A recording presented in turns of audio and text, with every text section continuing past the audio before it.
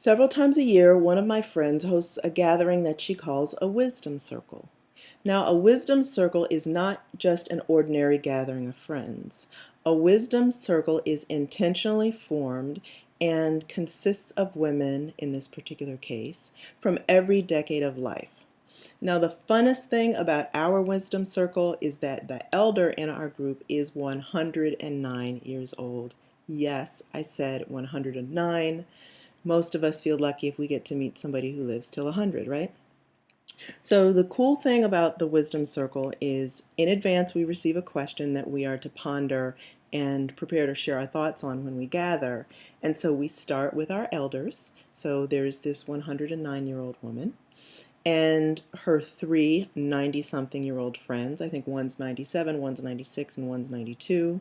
There's a woman in her 80s, somebody in her 70s, a couple of folks in their 60s, and then many middle-aged women in their 50s, 40s, 30s, a couple of 20-something women. There's always a teenager or two in the group. And I think we've actually yet to go below the age of 10. Oh no, we brought somebody's little granddaughter one time. Um, and so this year, our Wisdom Circle gathered on this particular woman's 109th birthday. So we celebrated with her. And I have to be honest with you, I can't remember what the question was that we were to ponder because I was so taken with the advice and the wisdom shared by our elders. And in particular, because this group spans so many decades, I was really impressed by the wisdom shared by the woman in her hundreds, the three women in their 90s, and the woman who's in her 80s. And so the oldest woman, her name is Mrs. Cousins. Mrs. Cousins spoke first, and when she was talking about the topic, she said on several different occasions, she used the language, God has a plan. And so I've heard this language before, God has a plan. I think I know what it means, or kind of what somebody is referring to, or at least I thought I did, until not only she used that language, but all three of the 90-something-year-old women talked about it, as did the 80-something-year-old woman. And they all used different language, but the bottom line was they were talking about God having some kind of plan for our lives. And so they were saying this thing so many times, I really started wondering, are they talking about the thing that I understand to be God's plan or that idea? Or what do I really think God's plan is? And more importantly, what do they mean? And so I asked them a very specific question, and the question was, is there something that they can see from the vantage point of being 109 or 90 or 80? Is there something that they can see as they look back on their lives that they were not able to see when they were younger? Are there, say, patterns in the data of the day-to-day existence of our lives, things that we're not able to see when we're caught up in them, but if we, pull up with age to 30,000, 40,000, 50,000 feet, or if we're able to pull back and gain perspective, are there things that we can see or that we will be able to see that we're not able to see at this moment? And so the answer from the women was a resounding yes. As a matter of fact, several of them answered at the same time and said yes. And so that was very meaningful to me. And Mrs. Cousins wanted to share several ideas with us, and the other women chimed in. And so I want to share those ideas with you because I posted them on my Facebook page and was really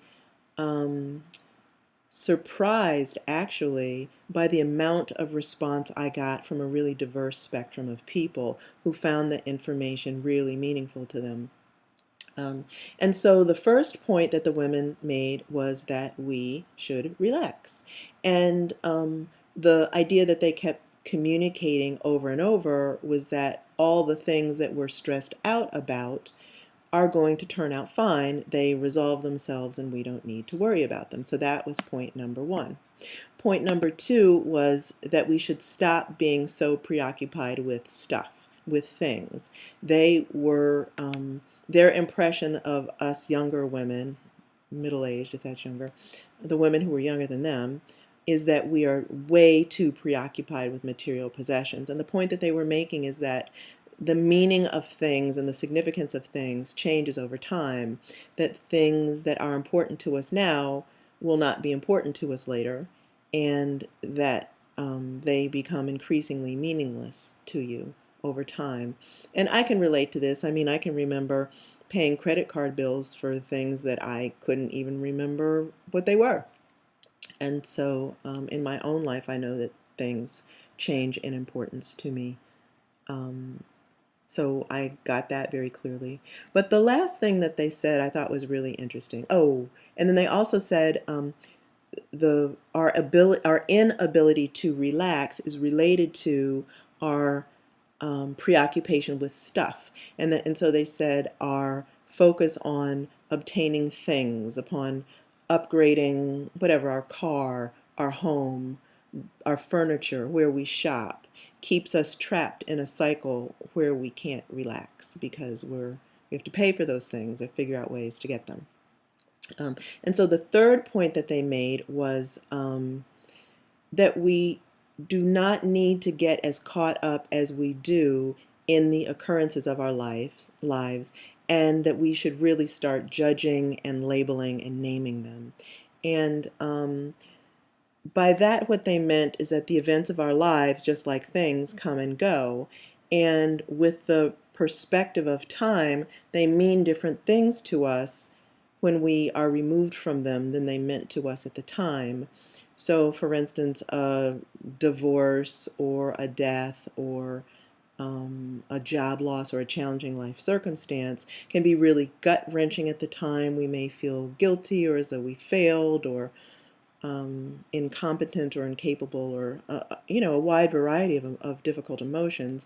But with the perspective of time, 5 years out, 10 years out, 20 years out, or in this case like 50 years out from the event, it means something entirely different. And so they shared the idea that something painful might not really have been about that painful event at all, say a divorce. It might just have been about moving us, shifting us from one path that we're on onto a higher path or a different path than we have been on, and that with the perspective of time, we'll be able to see why it was important, see why that change was meaningful to us, and see the event that occurred that was so painful at the time in a whole new light. So that is the wisdom of the elders that has been passed down through the Wisdom Circle this month. I hope you find it helpful. Thank you for watching.